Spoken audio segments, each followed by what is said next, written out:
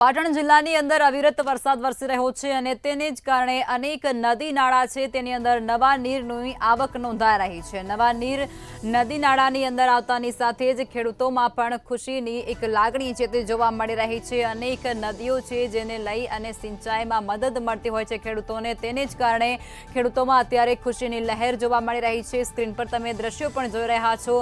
પાટણ જિલ્લામાં ખૂબ સારો એવો વરસાદ વરસ્યો છે।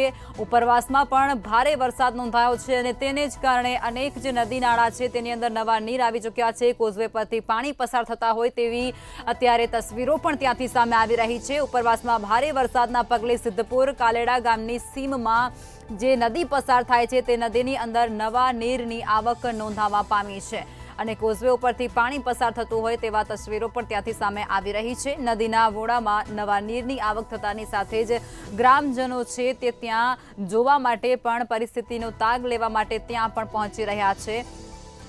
તો પાટણની અંદર અવિરત વરસાદ વરસ્યો અને તે જ કારણે અનેક નદી નાળા છે તેની અંદર નવા નીરની આવક પણ સતત વધી રહી છે અને તેને જ કારણે સ્થાનિકો અને ખેડૂતો સાથે જ ગ્રામજનોની અંદર અત્યારે ખુશીની લહેર જોવા મળી રહી છે, કારણ કે આ નદીનું જે પાણી છે તે ખેડૂતોને સિંચાઈ માટે ઉપયોગી બનતું હોય છે।